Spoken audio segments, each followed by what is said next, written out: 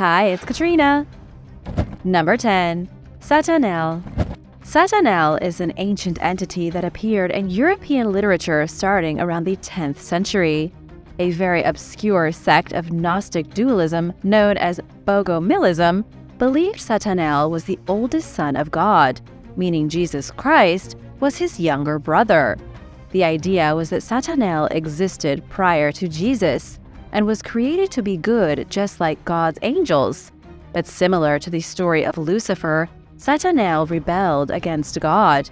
He became upset about God's dictatorship over the human race and convinced many of God's angels to join in his rebellion. God cast them all from heaven and banished Satanel to a void of nothing. It was while inside this void that Satanel created his own physical plane of existence. According to the Bogomils, Satanel created his own world, the one we are living in now. He made Adam the first man of his world, but he had some major issues. He wasn't able to animate Adam because he lacked the power of God. And so Satanel wandered about the world for 300 years eating unclean animals until returning to Adam's body. Then he vomited all the unclean food he had been eating into Adam's mouth, filling the first man's soul with filth and corruption. Satanel was believed to be the creator of all the disgusting corruption in the world. God then had to send his second son to help unite the people with God, since Satanel had made them so awful. It's an extremely bizarre take on Christianity and the story of the devil. But this was a real sect of Gnosticism from the Middle Ages that had some bizarre beliefs. They thought the world of matter, and therefore the human body, was tainted by God's eldest son, Satanel, who later became known as Satan. Have you ever heard this version of Christianity before? Let me know in the comments. And now for number 9. But first, I want to give a big thank you to Maria Trujillo for supporting this channel. Thank you so much. If you haven't already, make sure to subscribe to join the Origins Explained family. We'd love to have you. Number 9. Apollyon and the Pit of Locusts. The Bible makes a direct reference to being called Apollyon, which is either another name for Satan or an extremely high-ranking demon from hell. The name comes up in Revelation. When the 5th angel blew his trumpet, a star fell from the heavens to the earth. This is all going on during the apocalypse, when the world is coming to a violent and bloody end. The star crashed into the planet, opening up a great abyss. And it's from this abyss that a battalion of demons emerged like a plague of locusts. The demons which poured forth resembled horses prepared for battle, and they were led by Apollyon, whose name in Hebrew is Abaddon. It's interesting because the demon's name doesn't appear anywhere else in the New Testament. It's only in the final stages of the apocalypse that the demon of the abyss finally shows his face. This is after the world has been battered by a hail of fire and blood, after the trees have all been burned, and after the sea has turned to blood. One explanation is that the name Apollyon was inspired by the Greek god Apollo, who was worshipped by the Romans. Since the Romans were initially the enemies of Christianity, it makes sense that the authors of the New Testament used the names of Roman gods as inspiration for their demons. Early Christians likely despised the cult of Apollo, who used the symbol of the locust in many of their rituals. Number 8. Goat demons. In ancient Hebrew tradition, the Seirim was recognized as a demon. These half-man, half-goat creatures were considered to be the lowest form of created beings. There are all kinds of random mentions of goat demons throughout the Bible, especially in the book of Isaiah.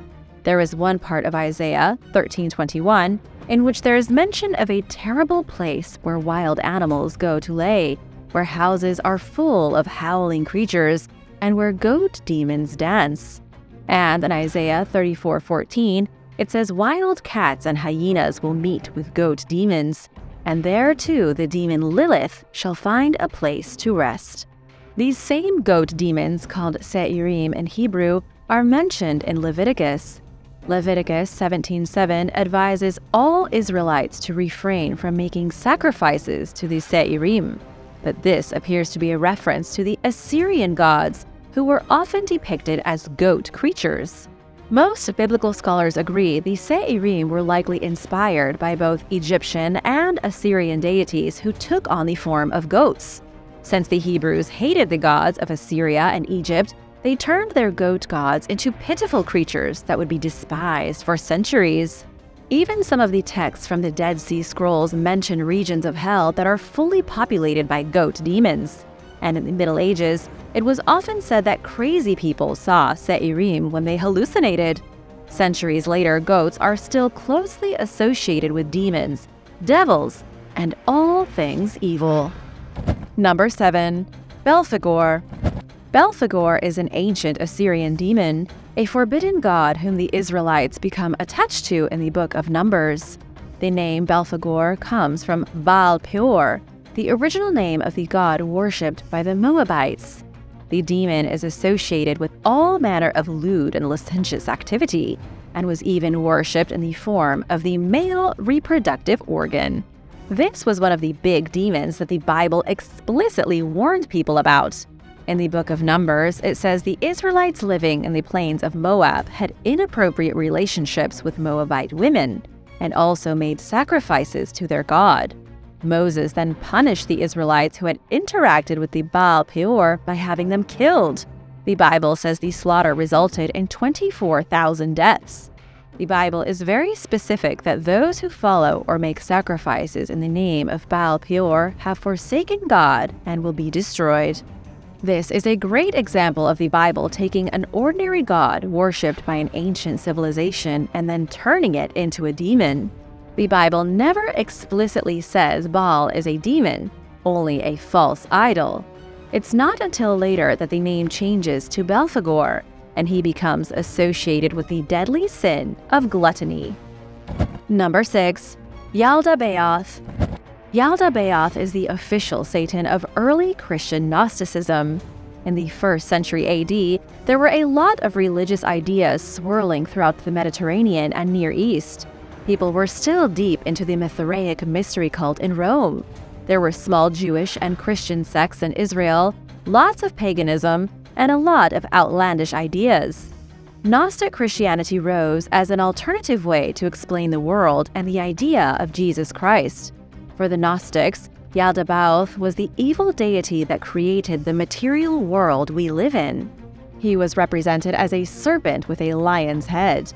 It was the demon Yaldabaoth who was said to be responsible for keeping human souls trapped inside impure physical bodies, stuck in the material universe. His name translates roughly from Hebrew as child of darkness, element of chaos. Gnostic people had a much different view of the biblical serpent which visited the Garden of Eden than ordinary Christians. They praised the serpent for bringing its knowledge to Adam and Eve, thereby freeing them from Yaldabaoth's evil control. In their eyes, Yaldabaoth was the creator of all things, not God. God was a high and unknowable thing, but not the creator of the physical world. That was Yaldabaoth, an entirely evil entity who made the world trap the human spirit. Number 5. Familiars. The Bible contains a bizarre amount of necromancy. There are multiple accounts of somebody contacting the spirit of a dead person. But this was not something unique to the authors of the Bible. Ever since the days of ancient Sumer, 5,000 years ago, and long before the Israelites ever existed, people believed it was possible to speak with the dead. As time wore on, necromancy became more and more popular. People believed that the spirit could dwell inside of someone called a medium, normally a woman. This medium had fellowships with spirits and was able to receive information from them. The spirits were often called familiars and could be summoned by the medium at a consultation. The most famous consultation in the Bible was between King Saul and the witch of Endor. Saul asked the witch if she could summon the spirit of the prophet Samuel, but this was a sin. The day after King Saul disobeyed God by speaking with the dead, he died in battle along with his son. God also made sure that nobody from Saul's bloodline would ever sit on the throne again. Nobody was supposed to be having conversations with the dead. In Deuteronomy, God specifically tells the Israelites not to participate in the practice of speaking with the dead, something that was done heavily by the Canaanites. Necromancy quickly shifted from the practice of speaking with dead relatives to summoning demons and evil spirits. Familiars ceased to be souls of loved ones and soon became demonic entities, ones that could slip into the world through the mediums who summoned them. Number 4. Atasaya. Not all of the worst demons come from the Bible. Some of the most monstrous demonic creatures come from other legends and mythologies. For example, take the giant cannibalistic demon known as Atasaya. This is a demon straight from the folklore of the Zuni people, who once dominated a large part of the southwestern United States. According to the Zuni, Atasaya is a spiritual demon that also takes on a physical form. He becomes a giant, many times bigger than an average person. He is so big that he can barely fit himself into the same caves where early humans lived and sheltered. He was said to have long gray hair, thick skin, and knuckles covered in horns. His chest hair is so prickly it's like he has porcupine quills sprouting out of him. But by far, his worst attribute is that he is a cannibal and eats everyone from his fellow demons to human men and women. Just like with the Bible, stories of demons were used by the Zuni to reinforce social normality. For example, look at the story about Atasaya and a young female hunter. The hunter leaves to catch some rabbits but gets caught in a blizzard, seeks shelter in a cave, and is attacked by the demon. But since he can't fit into the cave to get her, he demands that she give him all her rabbits. The female hunter is tricked out of all her food, only to be rescued by the war gods, Ahayuta and Matsailima, who slay the demon. The message the war gods have for the hunter is that even though a woman can catch rabbits, it's better if she marries a man who can do it for her. That way, she doesn't get in trouble with a cannibal demon. Number 3. The succubus. A succubus is said to be a demon which takes the form of a woman to seduce a man in his dreams, ultimately killing him. These creatures can be found in a lot of different world mythologies. The name itself is Latin, but the demon is most popular in Islamic superstition. They call these demons Karina, and Islamists in medieval times were fearful of being tempted in the night by sultry women. But these creatures also appear in the Bible. There are 2 passages in particular that likely refer to this particular demon. One of the passages comes from a script that's part of the Dead Sea Scrolls.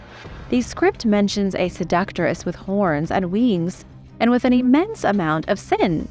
Her duty as a demon is to tempt men into committing sinful acts, then drag them down into one of the pits of hell. The other passage comes from Proverbs 2:18-19. The passage describes the dangers of seductresses. The Bible even mentions a night demon by the name of Lilith, who is believed to be a succubus. The Bible, along with other religious writings, seems adamant about warning everyone about the dangers of temptresses in the night. Number 2. The Behemoth. The Behemoth is an elephant-like demon mentioned in the Bible. In the book of Job, the creature is described as a massive beast that eats grass similar to an ox. It has intense strength, great power in the muscles of its belly, and bones made like tubes of bronze. The book also says the behemoth's limbs are like rods of iron.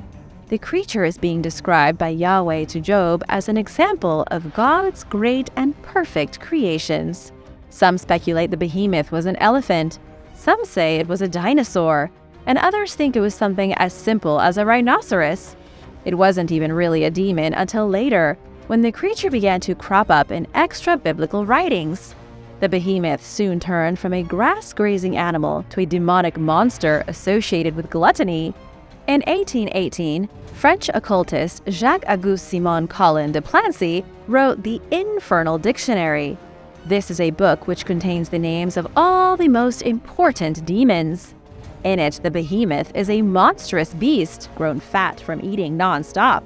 A creature so insatiably hungry, God killed all the females so that the race would never multiply. Number 1. Fire-breathing dragons. There are indeed dragons in the Bible, but they aren't the kinds of dragons you're used to seeing in movies. Instead, biblical dragons are usually used as symbolic metaphors.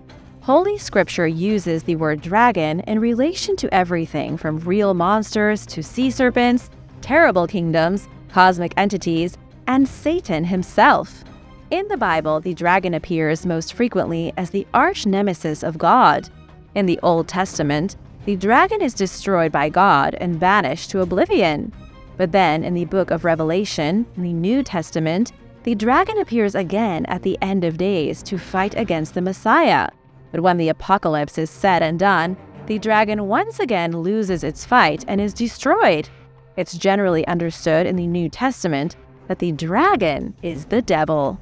Where things get a little more confusing is in the Old Testament, in which there does appear to be mention of a fire-breathing reptile. In the book of Job, we get a detailed description of a dragon. The book says that when the creature sneezes, it flashes light. The monster's eyes are red as fire. Lightning leaps from its mouth. It breathes fire and flame, and its nostrils stream smoke like steam from a pot. Only the beast isn't directly called a dragon. It's called the Leviathan. Nobody really knows if this was describing a monstrous demon that physically existed, or if it was just an exaggerated sea monster. Which biblical monster freaks you out the most? Let me know in the comments below, and thanks for watching! Remember to hit that subscribe button if you haven't yet, and come back soon for more awesome videos from the channel. See you later. Bye!